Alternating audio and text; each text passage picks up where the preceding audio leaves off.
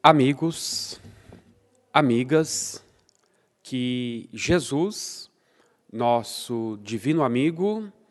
nos abençoe, nos ampare e nos fortaleça hoje e sempre.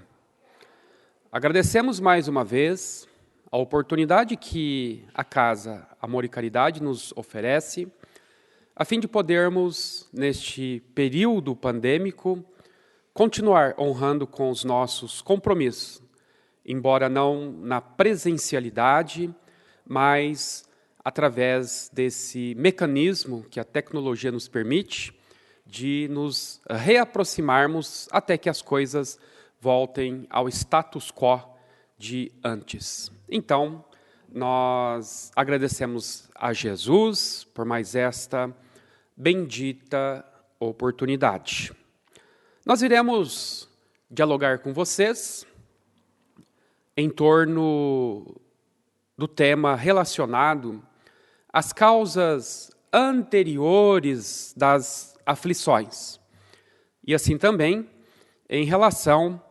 aos vícios e virtudes que estão umbilicalmente ligados a essas situações que nós experienciamos no dia a dia de nossas vidas. Se nós formos ali no capítulo 5 do Evangelho segundo o Espiritismo, nós iremos verificar, cujo título traz a informação de bem-aventurados os aflitos, nós encontraremos ali um repositório de informações que nos permitirão, depois de uma leitura, extrairmos um entendimento, uma conclusão no tocante a diversos problemas que geram para nós as aflições que na atualidade tanto nos incomodam, tanto nos infelicitam. E além de compreendermos a origem desses sofrimentos, também, por orientação do próprio codificador, nesse capítulo citado, do Evangelho segundo o Espiritismo, nós teremos em mãos as ferramentas que nos propiciarão o alívio dessas aflições. Mas antes, nós precisamos fazer uma leve passagem pelo item de número 5, cujo título é Causas Atuais das Aflições, para depois irmos no item 6, das causas anteriores das aflições, para podermos fazer uma mescla desses dois compartimentos que não são estanques, separados, mas são juntos, para podermos, então, extrairmos as conclusões que Kardec extraiu no final desse capítulo 5 do Evangelho segundo o Espiritismo. Por causas atuais das aflições, fica muito bem claro a compreensão, que praticamente já é intuitiva, que todas aquelas dificuldades que nós enfrentamos no presente contexto existencial têm origem em comportamentos que são deflagrados na presente etapa de nossa existência. Uma decisão tomada sob o calor das emoções, sem dúvida alguma, haverá de trazer sequelas, consequências desagradáveis. A imprevidência, a imprudência e muitas outras variantes do nosso comportamento que, porventura, realizemos no presente estágio de existência, vai nos trazer na sua grande maioria, efeitos danosos, desagradáveis. E Kardec, nesse item de número 5, do Evangelho segundo o Espiritismo, do capítulo 5, das causas atuais das aflições, estabelece como elemento basal de onde se originam essas causas presentes de nossas vicissitudes, um elemento de nosso comportamento, que é a questão do caráter. De modo que, a partir daí, quando nós deixarmos que esse nosso mau caráter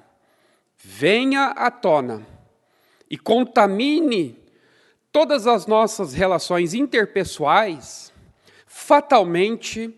nós haveremos de enfrentar imensos dissabores já nesta mesma vida. Então nós temos conhecimento, nós temos certeza, portanto, de que os dissabores que hoje se constituem na mescla de situações que a vida atual nos impõe, têm origem em nosso comportamento. Isso é fácil de compreender. E qual é o instrumental para que essas aflições não continuem a nos infligir sofrimentos e dores? A resposta é simples, é básica. A reforma íntima, os cuidados que temos que ter, a prudência que teremos que exercitar em nossas atitudes, em nossos gestos, em nossas falas, para que isso nos blinde, evitando com isso que enfrentemos os tormentos aos quais hoje nós nos vemos abraços por conta de uma imprudência, de uma invigilância, de uma falta de paciência, de uma falta de tolerância. E, infelizmente, hoje nós estamos numa situação de conflito que poderia ter sido evitado. E aí sempre nós nos utilizamos daquela partícula se eu tivesse pensado melhor, se eu tivesse sido mais humilde, se eu tivesse refletido um pouco mais, com certeza eu não estaria neste oceano de desolação, de conflito, de aflição. Então, nesse item número 5, causas atuais de nossas aflições, fica muito fácil compreendermos. E fica muito fácil, inclusive, entendermos que compete a nós nos vacinarmos dessas atitudes, condutas, para que não venhamos amanhã a sofrer o que hoje estamos sofrendo por conta de nossas invigilâncias. No item seguinte, no item número 6, cujo título é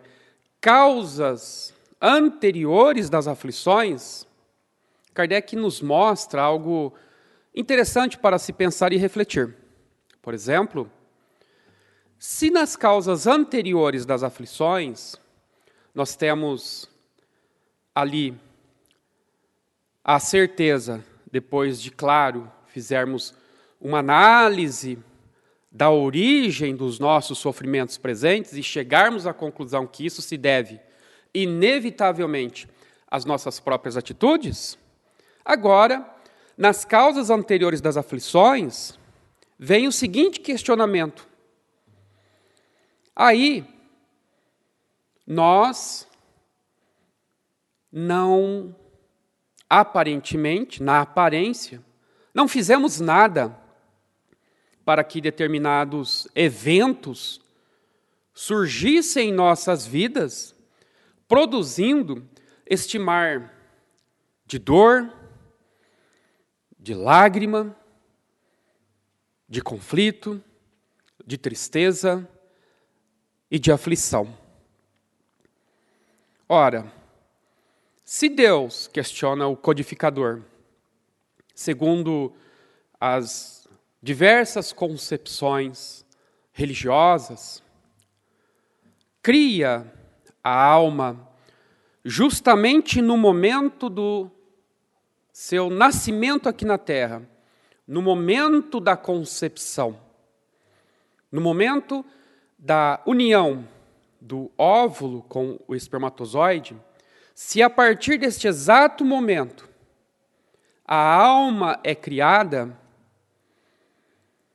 entende-se, portanto, que ela não fez mal algum. E mesmo assim, dentro dessa concepção de que a alma foi criada ali com o nascimento e passa, por exemplo, a sofrer posteriormente diversas aflições ocasionadas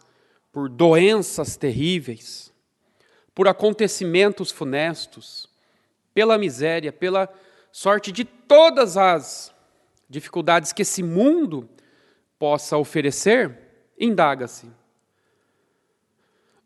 o que essa alma nova, criada segundo essas ideias religiosas naquele momento, fez para merecer toda sorte de dor, dificuldade e miséria, como, por exemplo,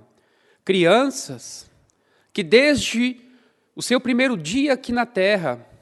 só conheceram um vale de lágrimas, de dor, de dificuldade, de aflição. Muitas, inclusive, mal aproveitaram das alegrias que deveria, ou que geralmente se espera que seja, o período da infância. Sendo que muitas delas, inclusive, chegaram a enfrentar cânceres tenebrosos, doenças de etiologia desconhecida, e que, inclusive, chegou tais doenças a ceifar-lhes as vidas em tenra idade, deixando seus pais na mais dura das perdas, que é a perda de um filho amado. E muitas outras dificuldades que surgem, como que inopinadamente, ou seja, de forma abrupta, automática, quando tudo parecia estar muito bem, de um momento para outro, a situação de nossas vidas se torna uma situação de obscuridade total, que nos traz um sofrimento inimaginável à nossa alma, à nossa vida. Essas tragédias que costumeiramente vemos muitos enfrentarem. E, no entanto, aparentemente, seus comportamentos não tiveram qualquer tipo de influência para que esses sofrimentos, esse rosário de dor e lágrimas surgissem em suas vidas. O que efetivamente fizeram para merecer? Se sob o aspecto da culpa, nada fizeram para sofrer essas dificuldades, essas aflições, esses conflitos que hoje estão padecendo. Se no item precedente, no item 5, do Evangelho segundo o Espiritismo, do capítulo 5, nós vimos que as causas atuais das aflições têm sua gênese em nossa conduta, portanto, nós sabemos a origem do sofrimento. Nas causas anteriores, conforme nos ensina o codificador, não existe, aparentemente, um comportamento nosso presente que tenha desencadeado essa generalidade de sofrimentos, de dores e aflições Porque o codificador diz nesse item número 6 o seguinte: se Deus não pune, e nem deveria punir, as criaturas pelo bem que fizeram, e não pune, e nem poderia punir, aqueles que não fizeram o mal, por que razões, então, passam a padecer essas angústias, essas aflições tenebrosas, difíceis?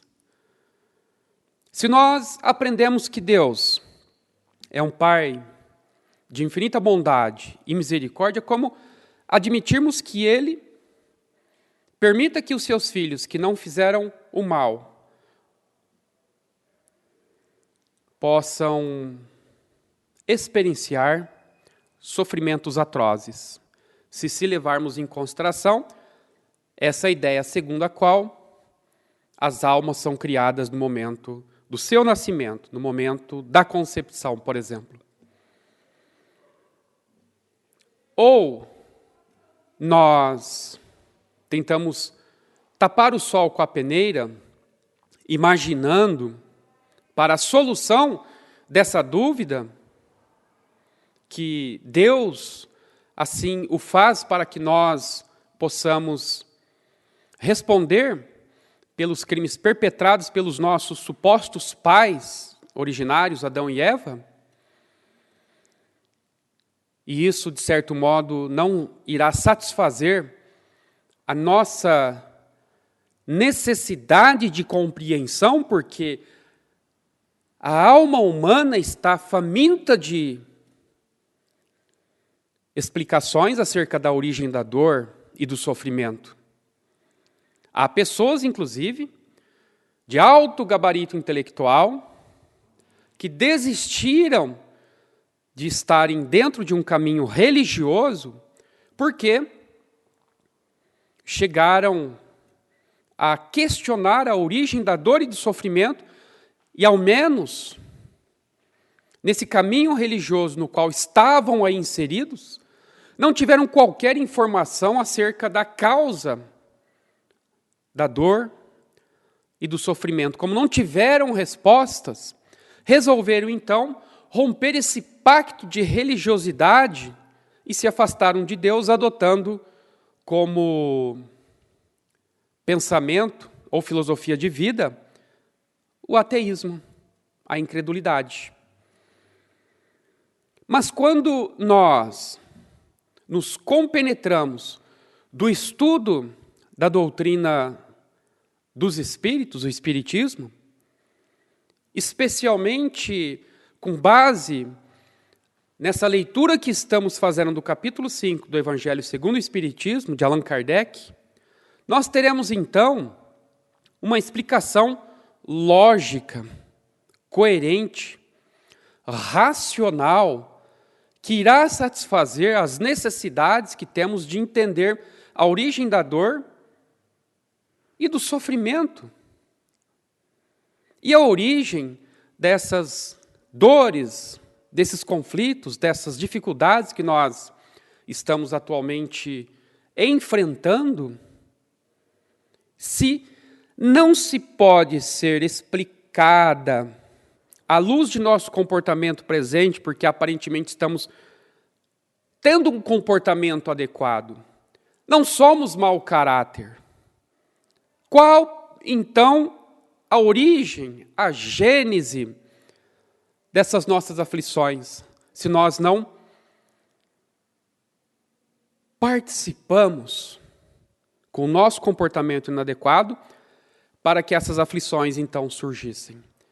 Existe uma única chave que vai abrir a porta desse mistério que, até hoje, muitas filosofias não conseguiram explicar, e o Espiritismo explica. É a chave da reencarnação. Quem não tem essa chave vai ficar sem explicação, ou vai ficar com raiva de Deus, tornando-se como muitos tornam-se, porque não conseguem uma explicação lógica, coerente, racional acerca da origem da dor e do sofrimento, caem nas ideias do ateísmo. Abraçam a filosofia do ateísmo. Outros, os que procuram explicação para a origem das suas dores e aflições e encontram a chave da explicação na reencarnação, haverão de encontrar um portal de esperança e consolação. E quando se fala em reencarnação, é preciso salientar que essa ideia, que esse princípio da vida, norteador da vida, não é e jamais será uma criação exclusiva do Espiritismo. Porque se fizer uma análise na cultura dos povos, seja da antiguidade, seja da atualidade, verificaremos que a ideia reencarnacionista está difundida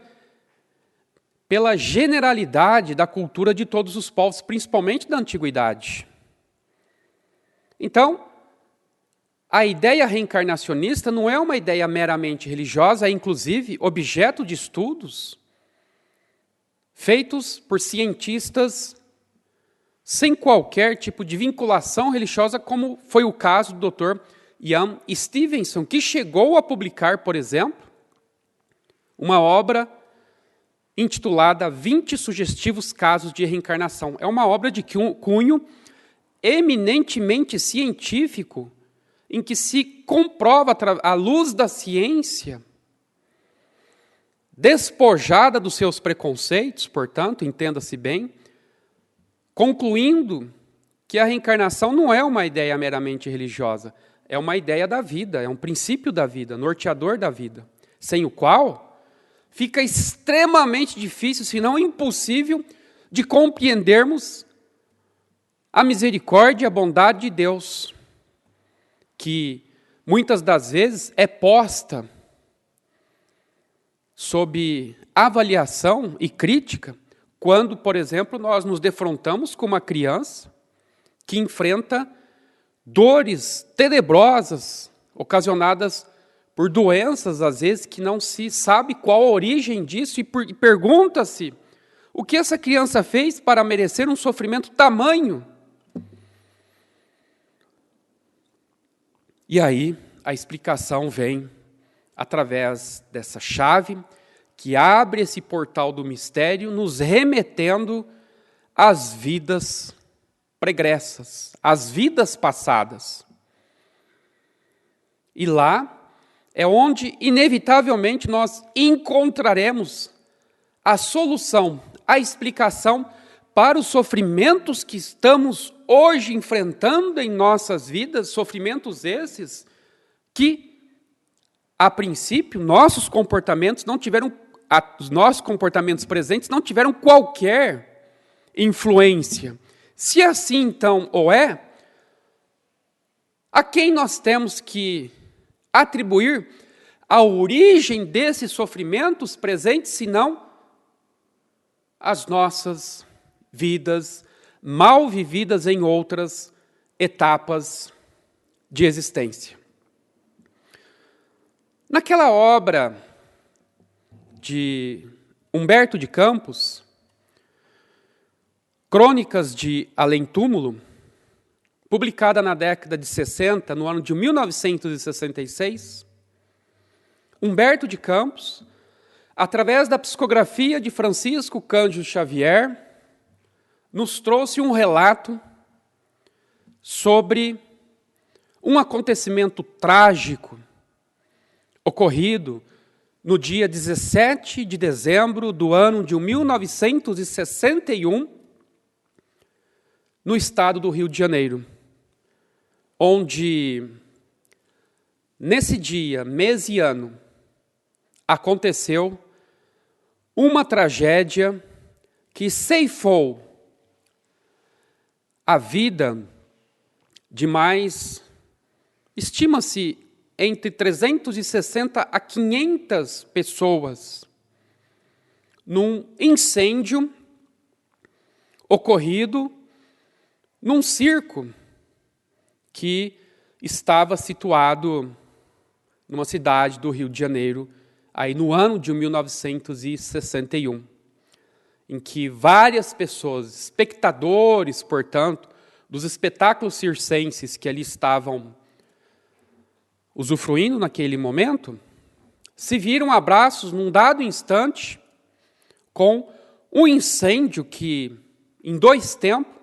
tomou conta de toda aquela arena do picadeiro, das lonas, e muitas pessoas, em razão do desespero, para salvarem-se a si mesmos,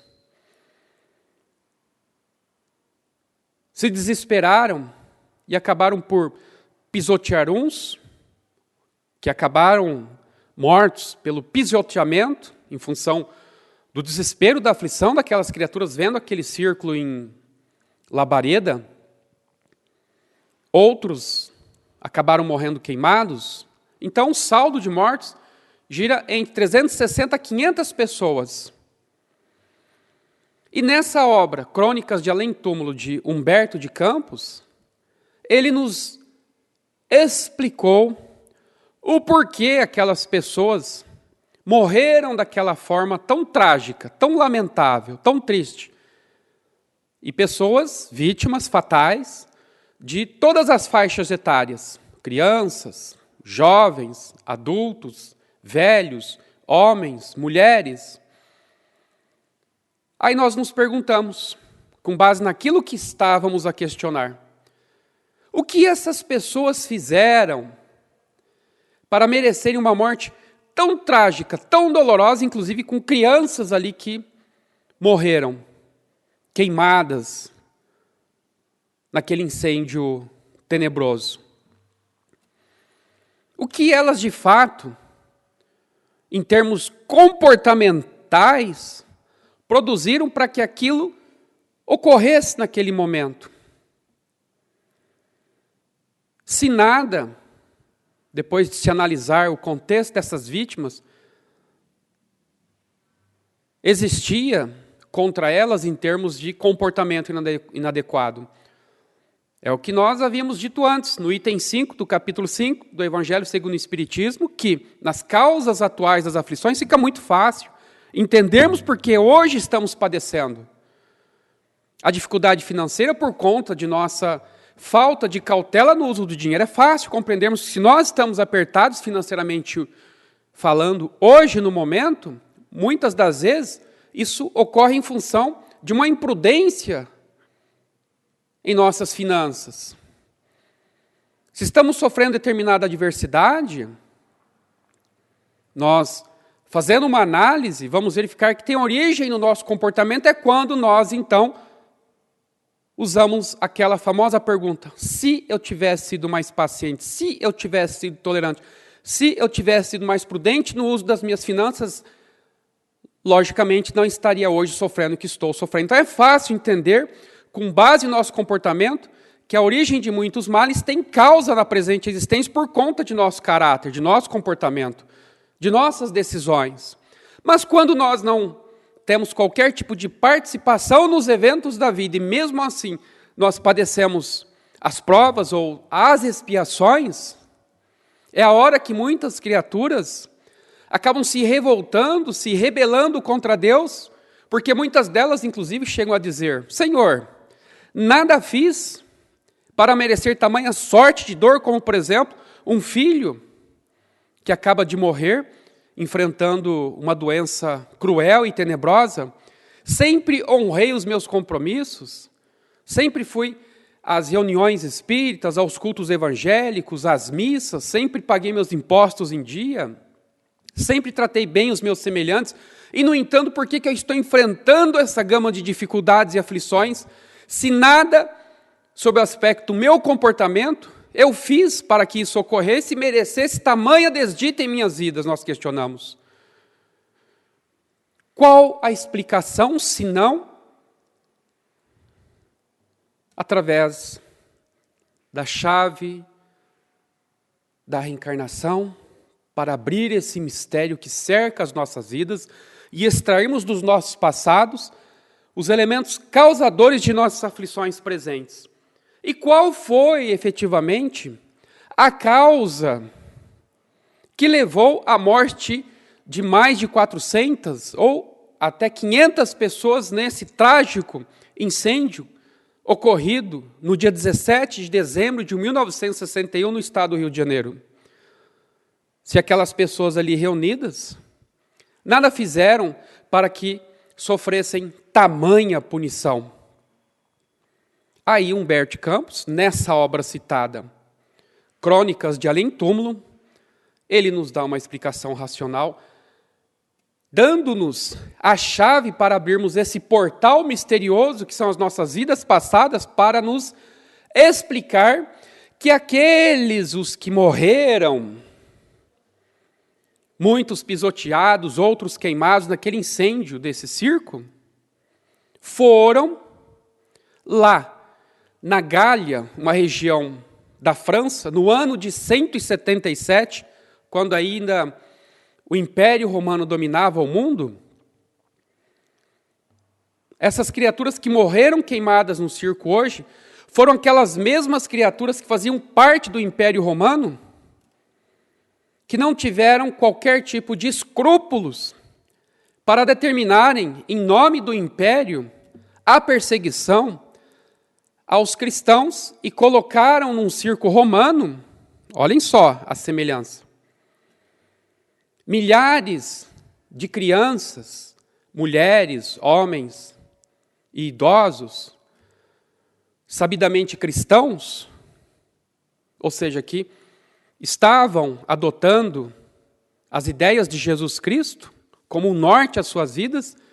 e foram aprisionadas por serem cristãs, colocadas numa arena romana em que as autoridades, no ano de 177, pusessem fogo, matassem aqueles cristãos vivos, queimados,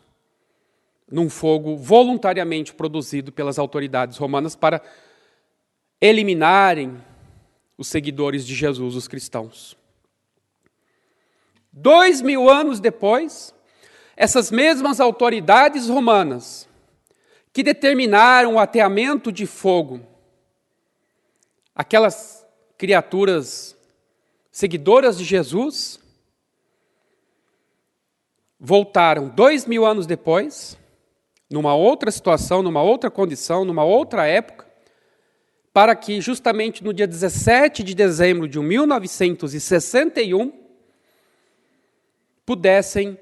expiarem as faltas perpetradas lá no longínquo ano de 177 da nossa era, para eliminarem essas nódoas que ainda estavam ali registradas como um débito a ser quitado, uma dívida a ser paga, para que eles pudessem, então, se purificarem daquele passado criminoso. É assim que a vida funciona. André Luiz, na obra Ação e Reação, nos diz algo extremamente interessante, o seguinte: ninguém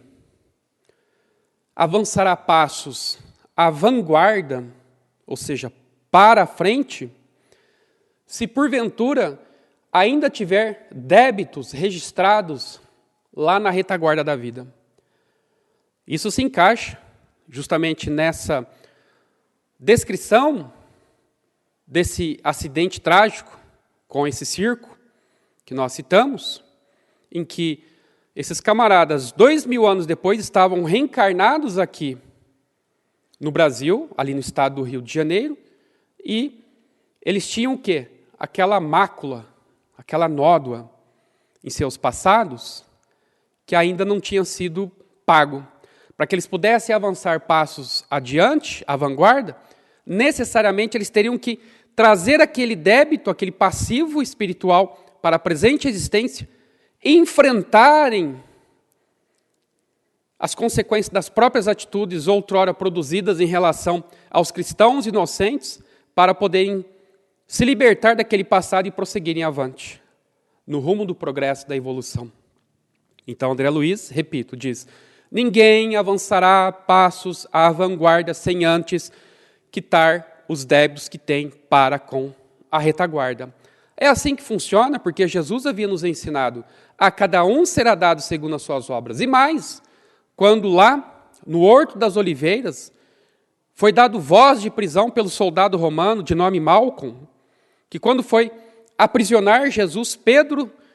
num gesto instintivo, tomou da sua espada e decepou a orelha desse soldado, e Jesus o repreendeu, dizendo: Pedro, guarda a tua espada, quer dizer, cuidado com a violência. Não se utilize da violência para a solução dos seus problemas, porque senão a violência trará mais problemas. Embainha a tua espada, porque quem com ferro fere, com ferro será ferido. É a lei de causa e efeito. Então, minha gente, os sofrimentos, as dores, as tristezas, as angústias que hoje nós padecemos e que aparentemente não têm causa em nossos comportamentos imprevidentes ou imprudentes, terão sim uma explicação racional quando nos valermos da chave da reencarnação e abrirmos esta porta misteriosa que vai nos dar acesso, o ingresso, mesmo que parcial. Não estou falando de se submeter, por exemplo, a terapias de vidas passadas, não é isso, mas ingressarmos em nosso passado significa através do estudo, da compreensão dos fatos, dos princípios aí preconizados pelo Espiritismo, para podermos entender que nossas existências são solidárias, não são compartimentos estanques, mas são, como diz Leon Denis naquela obra No Invisível, nossas vidas são como elos de uma corrente que estão ligadas, entrelaçadas umas com as outras, de modo que cada uma dessas vidas tem um reflexo, umas sobre as outras. Assim, nós agradecemos a atenção dos nossos irmãos, que Jesus nos abençoe e ilumine, nos proteja e ampare. Desejo a todos muita saúde, protejam-se, pratiquem um distanciamento social, criem imunidade através de uma boa alimentação, de práticas esportivas, criemos também a imunidade espiritual através dos bons pensamentos que possam aí